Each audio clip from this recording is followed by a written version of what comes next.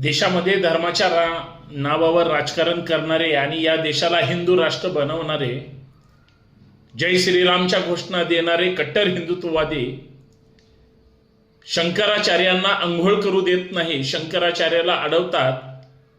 ज्या राज्यामध्ये भाजपचं सरकार आहे, देशाचं भाजपचं सरकार आहे, तिथं शंकराचार्यांचा जर छळ होत असेल आणि एका शंकराचार्याच्या पाठिंब्यासाठी चार शंकराचार्य जर 19 वर्षानंतर आपसातले मतभेद विसरून ते जर या सरकारच्या विरोधात दिल्लीत आंदोलन करण्यासाठी एकत्र येत असतील, तर लक्षात ठेवा, तुमचं जे हिंदू राष्ट्र आहे ते फक्त स्वार्थासाठी आहे, तुमच्या जवळच्या लोकांचं दुकान चालवण्यासाठी आहे.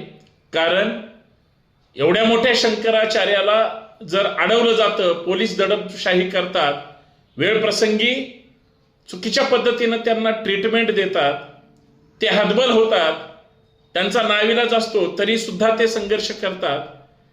मग हे धर्मरक्षक नाहीत का? यांना धर्माचं संरक्षण मिळालं पाहिजे की नाही? आणि मग धर्माच्या नावावर जे राजकारण करतात, लक्षात ठेवा, हे फक्त भावनिक राजकारण करतात मतासाठी. यांना धर्माचं किंवा शंकराचार्यांचं काही देणं घेणं नाही. हे आता वाराणसी किंवा काशी किंवा भारतामध्ये स्पष्ट झालेलं आहे. हे वेगळं सांगायची गरज नाही.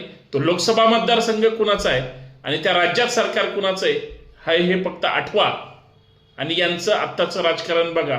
आणि मग हे का आंदोलन करतायत याचा सुद्धा विचार करा. जय शिवराय.